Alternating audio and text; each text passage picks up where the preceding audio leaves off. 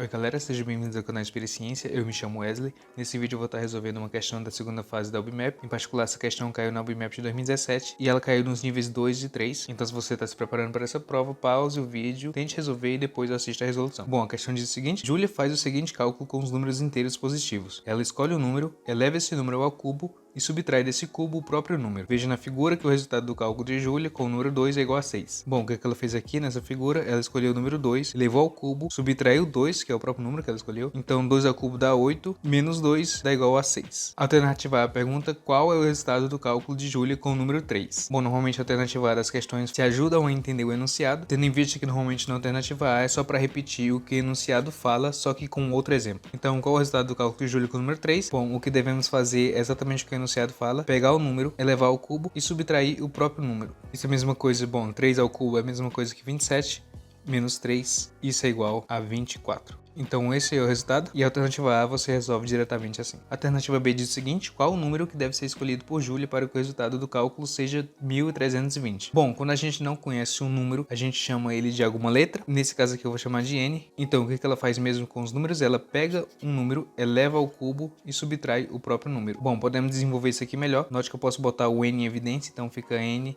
que multiplica N ao quadrado menos 1.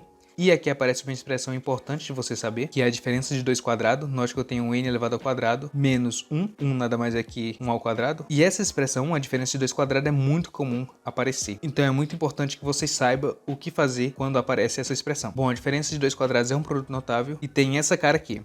A diferença de 2 quadrados, eu vou chamar de o número A menos o número B, ao quadrado menos B ao quadrado. Isso é a mesma coisa que A mais B, que multiplica A menos b. Então sempre quando você vê uma diferença de 2 quadrados, você pode escrever essa expressão dessa seguinte forma: o produto da soma pela diferença. Bom, tendo isso em mente, podemos escrever isso daquela forma. Então isso é a mesma coisa que n que multiplica n mais 1 vezes n menos 1.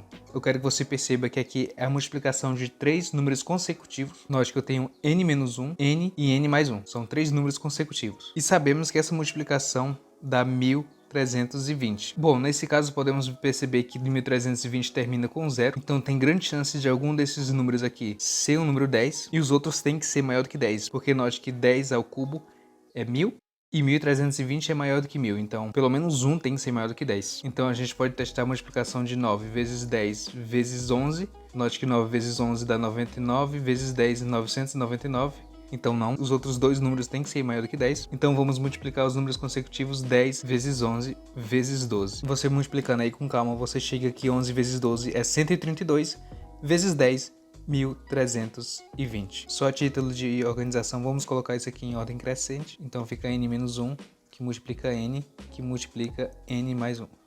Portanto, os três números consecutivos que a gente estava procurando é 10 vezes 11 vezes 12. No caso, o 10 é o n menos 1, o 11 é o n e o 12 é o n mais 1. Portanto, a resposta da alternativa B é que o número que Julia deve escolher para que o resultado do cálculo seja 1320 é o valor n, que é igual a 11. Lembre que na prova você tem que justificar a sua resposta. Enfim, basta você explicar suas ideias para chegar no resultado. Bom, uma outra forma de resolver isso aqui, e uma forma que é bom você saber, é que quando temos uma multiplicação de diferentes números dando igual a algum número assim, muito normalmente é uma boa ideia a gente fatorar esse número aqui em fatores primos. Você já deve ter visto na escola alguma coisa parecida como isso aqui, onde você vai dividindo pelos números primos possíveis. Note que aqui já dá para ver que dá para dividir por 2, e assim você vai dividindo. Pronto, após fatorar fica desse jeito aqui. Bom, a gente divide pelos números primos até não dá mais. Se você não sabe sobre fatoração, eu aconselho você pesquisar na internet alguma aula. E essa ideia de fatorar quando é multiplicação de números consecutivos é uma ideia muito comum. Então, a partir desses números aqui, você tenta formar números consecutivos com ele. Note que eu posso já pegar esse 11 aqui, eu sei que um dos números vai ser 11. Os números têm que ser todos próximos, então eu poderia pegar os 5 vezes 2, que dá 10. E os outros números que restam são 3, 2 e 2. Multiplicando ele fica 2 vezes 2, 4 vezes 3, 12. E aqui a gente também encontra quais são esses números consecutivos. Bom, essa é outra forma de você resolver. No caso, a partir daqui a gente conclui que o n é igual a 11. Agora a alternativa C diz o seguinte: explique por que para qualquer número que Julia escolher, o resultado final do cálculo será sempre um múltiplo de 6. Bom, para início de resolução, o que significa o número ser um múltiplo de 6? Um número é um múltiplo de 6 quando ele pode ser escrito como 6 vezes um certo k, onde k é inteiro. Mas tem uma forma mais interessante de você saber se um número é múltiplo de alguma coisa, e normalmente essa ideia que você tem que usar é que se um número é é múltiplo de 6, isso implica dizer que ele é múltiplo de 2 e de 3, que são os fatores primos de 6. Note que 6 é a mesma coisa que 2 vezes 3. Então sempre quando alguma alternativa fala sobre ser múltiplo de alguma coisa, normalmente é uma boa ideia você olhar para os fatores primos desse número. Aliás, esse é um vídeo no meu canal, vou deixar na descrição, que eu uso uma ideia parecida com uma questão um pouco mais elaborada de Olimpíada. Então, tendo isso em mente, vamos recorrer à alternativa B. Sabemos que quando Júlia pega o número, eleva ao cubo e subtrai o próprio número, isso é a mesma coisa que multiplicar n menos 1 vezes n vezes n mais 1.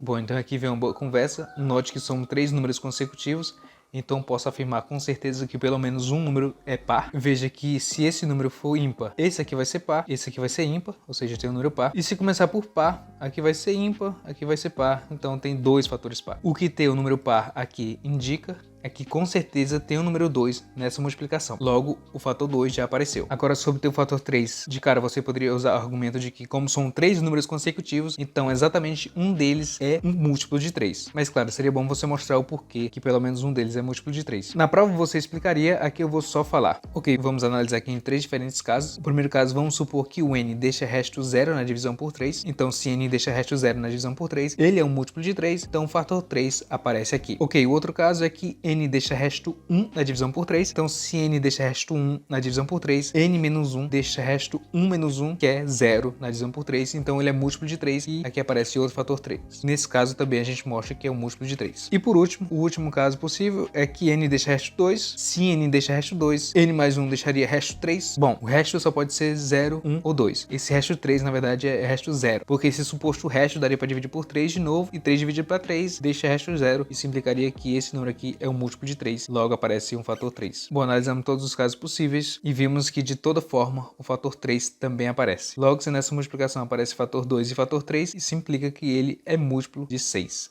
Bom, então esse foi o vídeo, espero que tenham gostado. Deixe no comentário qualquer dúvida ou sugestão, discuta diferentes jeitos de resolver nos comentários, compartilhe com um amigo, se inscreva no canal para não perder os próximos vídeos e valeu, até a próxima.